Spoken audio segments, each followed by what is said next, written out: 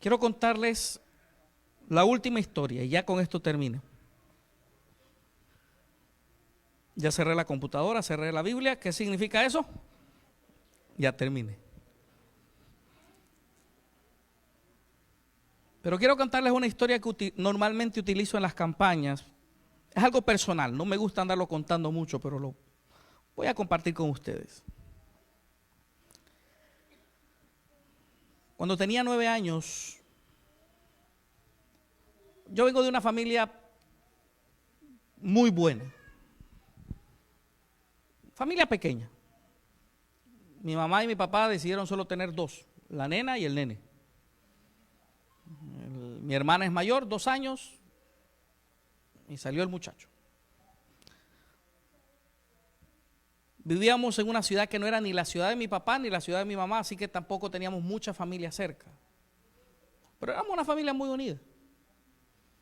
Mi papá era de esos papás, el típico papá centroamericano que sueña como 100 cosas que su hijo sea y al final no termina siendo uno ni una de las que quiso.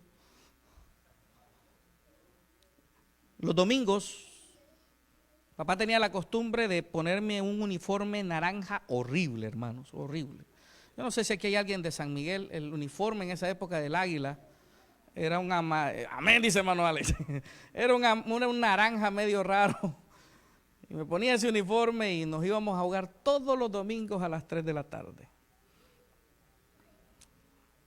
Mi papá era bullisto. Oh, hermanos, mi papá era de esos papás que cuando uno jugaba, ¡ese es mi hijo! El gordito, cachetón, ¡ese es mi hijo!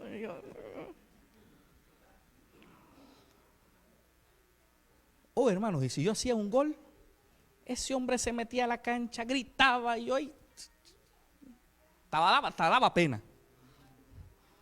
Y recuerdo que teníamos no existe el hogar perfecto, porque no existe, pero teníamos una familia normal. Papá, mamá, íbamos a la iglesia, papá trabajaba, mamá no trabajaba en ese momento. Normal en Centroamérica, mamá cuidaba ¿a quién? A los niños. Aquí no, hermanos. Un día, mi papá no llegó del trabajo. Mi mamá muy preocupada, no habían teléfonos para ese momento. Así que fue al lugar donde trabajaba mi papá y le dijeron, a don Roberto se lo llevaron de emergencia al hospital.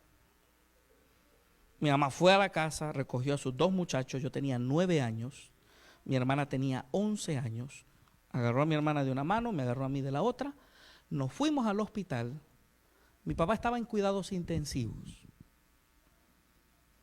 Recuerdo que mi mamá habló con el doctor, los doctores allá no son muy éticos, y el doctor sin palabras suaves le dijo, oh, su esposo se va a morir. Está mal. Recuerdo que yo miré a mi hermana me miró a mí, me dice, papi se va a morir. Así que mi hermana y yo hicimos lo que 2 niños adventistas del 7º día pudiesen hacer cuando saben que uno de sus papás está enfermo. Nos fuimos a orar. Mi mamá se quedó en el hospital, una tía nos fue a buscar al hospital, nos llevó a la casa de regreso. Ese miércoles, aquí en Ruta 1 lo hacemos los martes. ¿Qué hacemos los martes aquí en Ruta 1? ¿Qué creen que hicieron esos 2 niños en el culto de oración? Oren por mi papá, que está en el hospital. La iglesia comenzó a orar. Recuerdo que hasta unos hermanos decidieron hacer un ayuno ese sábado para que Dios hiciera el milagro. Y oramos. Pero 19 días después de eso mi papá fue al descanso. 9 años. Cualquiera puede decir, a los 9 años no duele. No, hermano, sí duele. Mi mamá entró en un shock mental. No lo podía creer. Mi hermana no dejaba de llorar.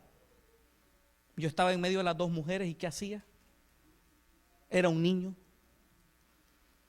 Comencé a tener mis luchas personales a los 9 años diciéndole a Dios, Dios, pero me fallaste. ¿Qué pasó? Pasaron los días y los días se estaban haciendo difíciles, tanto para mi mamá, mi hermana, su servidor. Y recuerdo que uno de los amigos de la familia se acercó donde mi mamá, comenzó a aconsejarla y le dijo: mira, si tú no quieres que los niños se depriman, haz que vuelvan nuevamente a tener la rutina que antes tenían cuando don Roberto estaba vivo, porque si no se te van a deprimir. Mi mamá le explicó a la persona: pero es que se me hace difícil. Le dice: no sé cómo lo vas a hacer, pero si amas a tus hijos necesitas que tus hijos no sientan tanto la pérdida de su papá, porque si no se van a afectar. Así que mi mamá decidió ese domingo a las 3 de la tarde ponerme mi uniforme naranja feo y llevarme a jugar pelota. Yo no quería ir, me dice: no, tienes que ir. Llegamos a la cancha. Los niños llegaron a recibirme, me abrazaron, me dieron el pésame. Yo no quería hablar. Comenzamos a jugar. Yo no tenía ni deseos de jugar, pero hermanos, de esas cosas, la pelota llegó donde yo estaba, hice un tiro, hice un pase y el que le recibió el pase hace el gol. Y yo empiezo a celebrar y en ese momento miro el asiento donde se sentaba mi papá para que mi papá dijera: ¡ese es mi hijo! Pero no estaba ahí. Con un trago en la garganta, con ese nudo en la garganta, seguí jugando y a medida estaba jugando, nuevamente la pelota llega a mi pie, a lo loco tiro la patada y hago un gol. Y este era el momento donde mi papá saltaba de donde él estaba, pasaba por encima de la gente, se metía a la cancha y celebraba conmigo. Así que yo automáticamente, sin saberlo, abro los brazos, me voy a celebrar con él y él no estaba. Así que en ese momento hice lo que cualquier niño de 9 años hubiese hecho. Me puse de rodillas y comencé a llorar. Llorar. Mi mamá estaba al otro lado. Mi mamá viene corriendo porque el partido se detuvo, todos los niños no sabían qué hacer. Así que mi mamá llega donde yo estoy llorando, me abraza y recuerdo como que fuera ayer cuando le digo a mi mamá entre lágrimas, como que fuese ayer: mamá, ¿por qué Dios se llevó a mi papá? Y recuerdo como que fuese ayer la respuesta que me dio esta señora, sin educación, afectada también por la pérdida. Pero esto fue lo que me dijo: no sé por qué Dios se llevó a tu papá, pero sí te puedo decir lo siguiente: pórtate bien, haz las cosas bien, lucha para mantenerte en los caminos de Dios y tú vas a volver a ver a tu papá. Han pasado más de 30 años de ese día. Y yo no sé ustedes, hermanos, pero yo quiero ver a mi papá allá. Yo quiero ver a mis seres queridos allá. No he sido perfecto. He cometido muchos errores en la vida, pero sigo luchando porque sí quiero ir al cielo, a un lugar donde no va a haber más lágrimas, no va a haber más llanto, no va a haber más dolor, pero también un lugar donde van a haber reencuentros.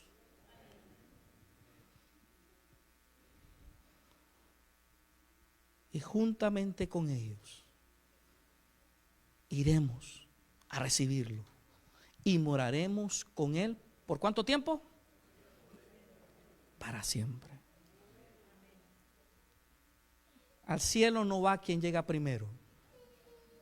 Al cielo va quien llega a la meta. Luchemos. Que Dios les bendiga, hermanos.